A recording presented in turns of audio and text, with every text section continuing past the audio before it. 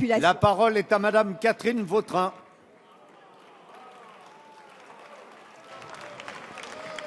Merci, Monsieur le Président. Ma question s'adresse à Madame la ministre de l'Éducation nationale. Le gouvernement veut maîtriser la dépense, simplifier l'administration. On ne peut qu'être d'accord jusque-là. Malheureusement, force est de constater que nous restons dans l'incantation et que la réforme des rythmes scolaires est une illustration supplémentaire. Comme d'habitude, avec votre majorité, c'est maintenant la France des territoires qui doit assumer les conséquences de vos décisions dogmatiques.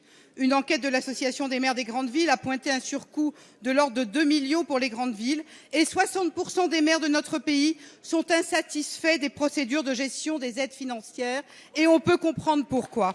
Pour les petites communes, c'est un véritable parcours du combattant. Voici ce que vivent les élus de ma circonscription. Le fonds d'amorçage ne couvre que partiellement les dépenses. Il n'est pas pérennisé au-delà de 2015-2016. L'assiette indemnisée par le fonds de l'État n'est pas la même que l'assiette de la CAF, donc déjà 2 démarches. Et maintenant, pour essayer d'obtenir l'argent, les communes vis-à-vis de l'État doivent adresser avant le 30 novembre prochain leur demande à la délégation régionale. La commune concernée, c'est celle sur laquelle est située l'école. Mais la plupart du temps, la compétence a été transférée à la communauté de communes. Donc il faut annuler le titre et il faut ensuite demander à la communauté de communes de récupérer les fonds. Il faut donc ensuite, la plupart des communautés de communes rurales n'ont gardé que la compétence scolaire. Le périscolaire a été transféré à une association. Il faut donc encore délibérer pour pouvoir régler l'association. Et après, vous reprochez aux communes d'augmenter les dépenses, d'augmenter le personnel. Et pour continuer, je pourrais parler du PEDT qui viendra l'année prochaine. S'il vous plaît. Voilà. Vous noterez aisément qu'un tel fonctionnement est source de lourdeur administrative. Alors, Madame la ministre, après une réforme difficile, quand allez-vous enfin passer des paroles aux actes Madame et simplifier Vautrin. les choses? La parole est à Madame Najat Vallaud-Belkacem, ministre de l'Éducation nationale, de l'enseignement supérieur et de la recherche.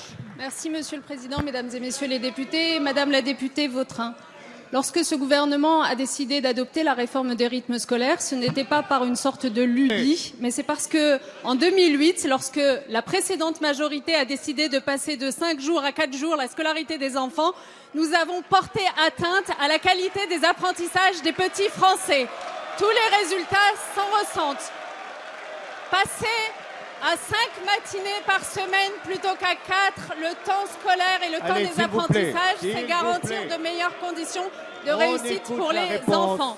Cette réforme des rythmes scolaires a donc répondu à la fois à cet enjeu des temps scolaires, mais aussi à ce que l'on fait des enfants en dehors du temps scolaire. Ces dernières années, vous le savez, des inégalités s'étaient creusées entre les familles qui avaient les moyens de financer des activités périscolaires pour leurs enfants et les autres. Nous avons décidé de remédier à cette inégalité qui, par ailleurs, évidemment, pèse sur les résultats scolaires.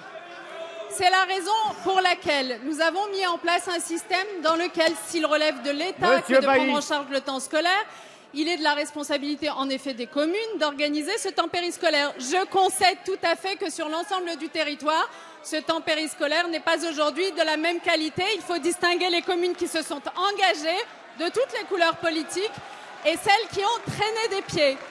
Pour celles qui ont traîné des pieds, les choses sont en effet plus difficiles parce que c'est au dernier moment qu'elles doivent regrouper et faire les démarches qui leur sont utiles à être remboursées. Il aurait fallu s'y prendre un peu plus tôt. Celles qui s'y sont engagées avec un meilleur état d'esprit le savent.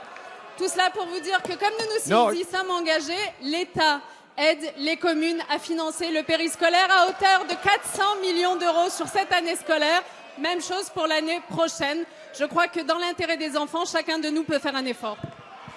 Merci, Madame la ministre. Bon, je vous propose qu'on retrouve un minimum de calme. Parce que là, on n'entend plus ni les questions ni les réponses. Alors,